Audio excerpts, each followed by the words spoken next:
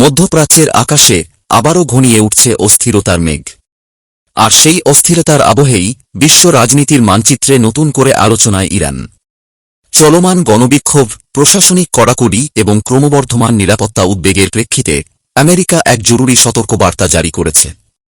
ওয়াশিংটনের তরফে ইরানে অবস্থানরত নিজেদের নাগরিকদের উদ্দেশ্যে স্পষ্ট আহ্বান, এখনই ইরান ছেড়ে বেরিয়ে আসুন।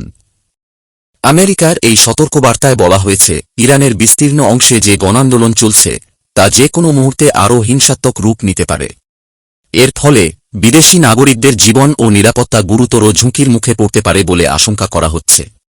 তেহরানে অবস্থিত মার্কিন দূতাবাসের পক্ষ থেকে জানানো হয়েছে, সাম্প্রতিক পরিস্থিতিতে বিক্ষোভকারীদের সঙ্গে নিরাপত্তা বাহিনীর সংঘর্ষের ঘটনা বাড়ছে। একই সঙ্গে প্রশাসনের তরফে ব্যাপক ধরপাকড়ের আশঙ্কা রয়েছে। এছাড়াও রাস্তা অবরোধ, গণপরিবহন ব্যবস্থা বন্ধ হয়ে যাওয়া, এমনকি জরুরি পরিষেবাতেও বিঘ্ন ঘটার সম্ভাবনা উড়িয়ে দেওয়া যাচ্ছে না। সতর্কবার্তায় স্পষ্টভাবে উল্লেখ করা হয়েছে, বর্তমান পরিস্থিতিতে ইরানে অবস্থান করা মার্কিন নাগরিকদের পক্ষে কূটনৈতিক সহায়তা পাওয়া সীমিত হয়ে পড়তে পারে। কারণ নিরাপত্তাজনিত কারণে দূতাবাসের স্বাভাবিক কার্যক্রম ব্যাহত হওয়ার আশঙ্কা রয়েছে। এই কারণেই নাগরিকদের যত দ্রুত সম্ভব দেশত্যাগের নির্দেশ দেওয়া হয়েছে। তবে সমস্যার বিষয় হল, একাধিক আন্তর্জাতিক বিমান সংস্থা আপাতত ইরানে তাদের উড়ান পরিষেবা স্থগিত রেখেছে। ফলে আকাশপথে দেশ ছাড়ার সুযোগ কার্যত সীমিত হয়ে এসেছে। এই পরিস্থিতিতে ওয়াশিংটনের পক্ষ থেকে স্থলপথে ইরান ত্যাগ করার পরামর্শ দেওয়া হয়েছে।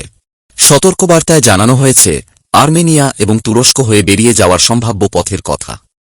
তবে সেই ক্ষেত্রেও সীমান্ত পরিস্থিতি, স্থানীয় আইন শৃঙ্খলা এবং ব্যক্তিগত নিরাপত্তার বিষয়টি সর্বোচ্চ গুরুত্ব দিয়ে বিবেচনা করার নির্দেশ দেওয়া হয়েছে। পরিস্থিতিকে আরও জটিল করে তুলেছে ইরানের বিভিন্ন অঞ্চলে ইন্টারনেট পরিষেবা আংশিক বা সম্পূর্ণভাবে বন্ধ থাকার ঘটনা। এর ফলে সাধারণ মানুষের পাশাপাশি বিদেশি নাগরিকদের যোগাযোগ ব্যবস্থা মারাত্মকভাবে ব্যাহত হচ্ছে। যদিও ইরান প্রশাসনের দাবি, ধাপে ধাপে দেশজুড়ে ইন্টারনেট পরিষেবা স্বাভাবিক করার উদ্যোগ নেওয়া হচ্ছে। আন্তর্জাতিক সংবাদ সংস্থাগুলির রিপোর্ট অনুযায়ী এই গণবিক্ষোভের সূচনা হয়েছিল মূল্যবৃদ্ধি এবং অর্থনৈতিক সংকটের প্রতিবাদে। তবে সময়ের সঙ্গে সঙ্গে সেই আন্দোলন ইরানের রাজনৈতিক ও ধর্মীয় শাসন ব্যবস্থার বিরুদ্ধে এক বিস্তৃত প্রতিবাদের রূপ নিয়েছে। বিক্ষোভকারীদের একাংশ দেশের সর্বোচ্চ ধর্মীয় নেতৃত্বের ভূমিকা নিয়েও প্রশ্ন তুলছে বলে বিভিন্ন সূত্রের দাবি।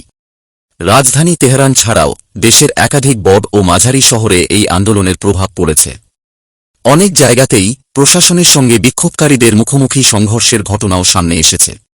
মানবাধিকার সংগঠনগুলির পক্ষ থেকে উদ্বেগ প্রকাশ করে বলা হয়েছে, বিক্ষোভ দমনের নামে অতিরিক্ত বল প্রয়োগ করা হচ্ছে কিনা তা খতিয়ে দেখা জরুরি।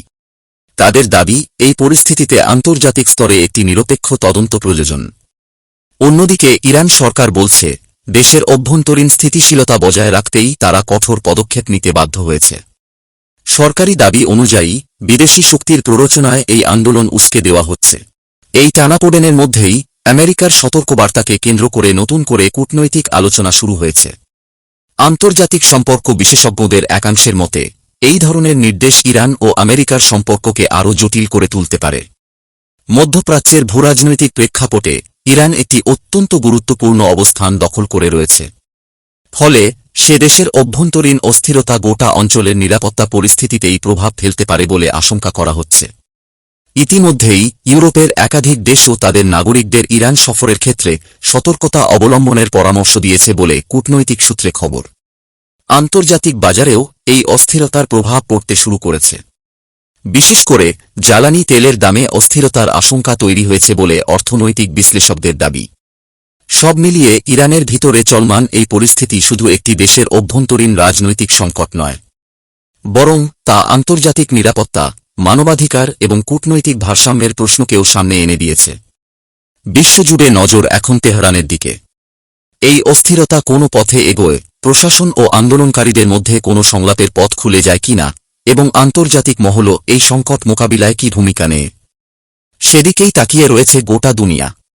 উত্তাল ইরানের এই পরিস্থিতিতে আপাতত একটি বিষয় স্পষ্ট: সতর্কতা, নিরাপত্তা এবং পরিস্থিতির প্রতিটি মোড়ে নিবিড় পর্যবেক্ষণ। এই মুহূর্তে সেটাই সময়ের দাবি।